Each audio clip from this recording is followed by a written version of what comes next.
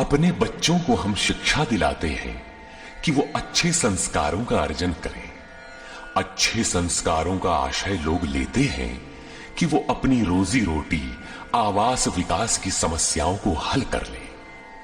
ईश्वर की ओर किसी का ध्यान ही नहीं है। किसी किसी के पास इतना कुछ है कि प्रभु को पुकारने की आवश्यकता ही नहीं समझता। किंतु ये सब कुछ पार्थिव ही तो है। न चाहते हुए भी सारा वैभव यहीं छोड़ जाना पड़ता है। ऐसी स्थिति में ईश्वर की पहचान ही एकमात्र संबल है, जिसे प्रदान कर रहा है यथार्थ गीता का ये कैसेट प्रसारण।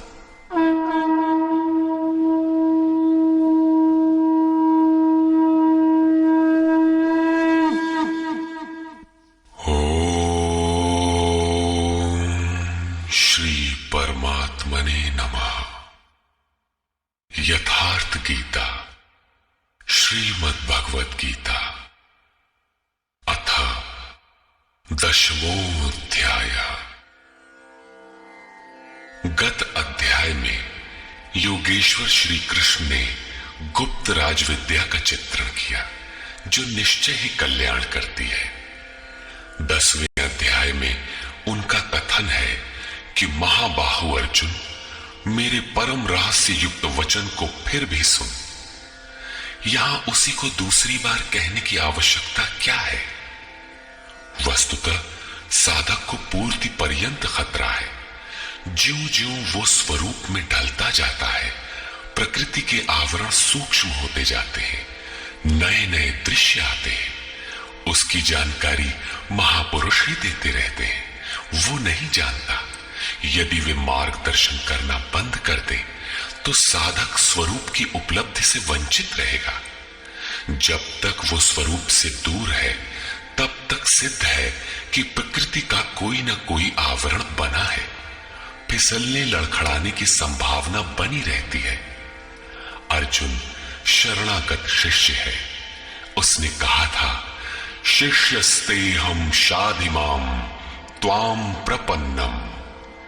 भगवान, मैं आपका शिष्य हूं, आपकी शरण हूं, मुझे संभालिए। अतः उसके हित की कामना से योगेश्वर श्री कृष्ण पुनः बोले। श्री भगवान उवाच।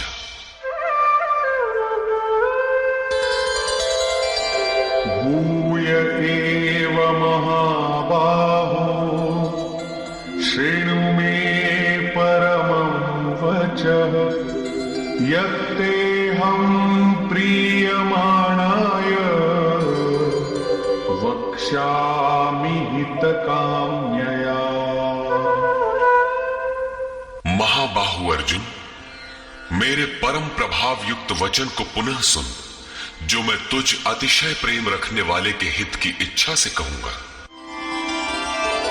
न मे विदुः सुरगणाः प्रभवं न महर्षयः अहमादिर्हि देवानां महर्षीणां च सर्वशः।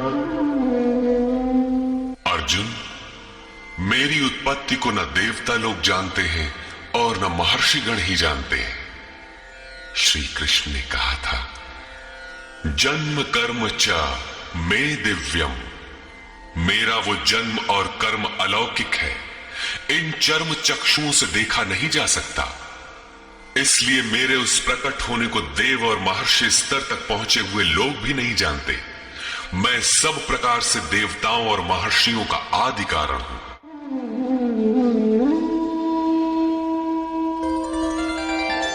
यो मामजमनादिं च वेत्ति लोकमहेश्वरम् असम्मूढः समर्थ्येषु सर्वपापैः प्रमुच्यते।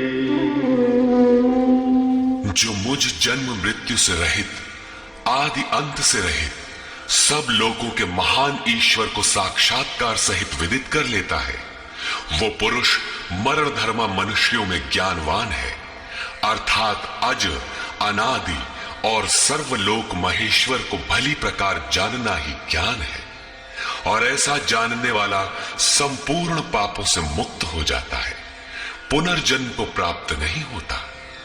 श्री कृष्ण कहते हैं कि ये उपलब्धि भी मेरी ही देन है।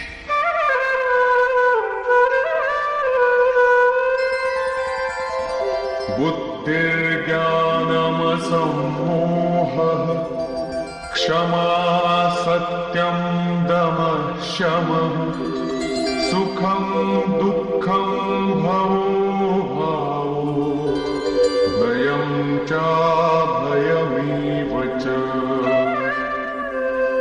अर्जुन, निश्चयात्मिका बुद्धि, साक्षात्कार सहित जानकारी, लक्ष्य में विवेक पूर्वक प्रवृत्ति, क्षमा, शाश्वत सत्य, इंद्रियों का दमन, मन का शमन, अंतःकरण की प्रसन्नता, चिंतन पथ के कष्ट, परमात्मा की जागृति, स्वरूप की प्राप्ति काल में सर्वस्व का विलय, इष्ट के प्रति अनुशासनात्मक भय और प्रकृति से निर्भयता तथा अहिंसा समता तुष्टिः तपोदानं यशो यशः भवन्ति भावा भूतानां मत्त एव पृथग्विधाः।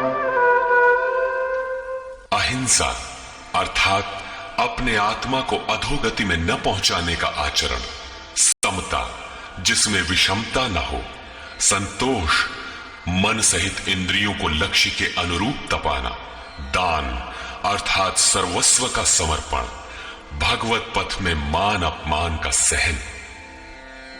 इस प्रकार प्राणियों के उपर्युक्त भाव मुझसे ही होते हैं। ये सभी भाव दैवी चिंतन पद्धति के लक्षण हैं। इनका अभाव ही आसुरी संपद है। महर्षयः सप्त पूर्वे चत्वारो मनवस्तथा मद्भावा मानसा जाता येषां लोक इमाः प्रजाः। सप्तर्षि अर्थात योग की 7 क्रमिक भूमिकाएं अर्थात शुभेच्छा, सुविचारणा, तनुमानसा, सत्वापत्ति, असंसक्ति, पदार्था भावना और तुर्यगा तथा इनके अनुरूप अंतःकरण चतुष्टय अर्थात मन, बुद्धि, चित्त और अहंकार, उसके अनुरूप मन जो मेरे में भाव वाला है, ये सब मेरे ही संकल्प से अर्थात मेरी प्राप्ति के संकल्प से तथा जो मेरी ही प्रेरणा से होते हैं, दोनों एक दूसरे के पूरक हैं, उत्पन्न होते हैं। इस संसार में ये अर्थात संपूर्ण दैवी संपद इन्हीं की प्रजा है, क्योंकि सप्त भूमिकाओं के संचार में दैवी संपद ही है, अन्य नहीं। एतां विभूतिं योगं च मम यो वेत्ति तत्त्वतः सोऽविकम्पेन योगेन युज्यते नात्र संशयः। जो पुरुष योग की और मेरी उपर्युक्त विभूतियों को साक्षात्कार के साथ जानता है, वो स्थिर ध्यान योग द्वारा मुझ में एक ही भाव से स्थित होता है। इसमें कुछ भी संशय नहीं है।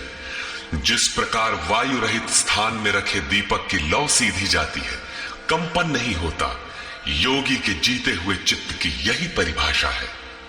प्रस्तुत श्लोक में अविकंपेन शब्द इसी आशय की ओर संकेत करता है।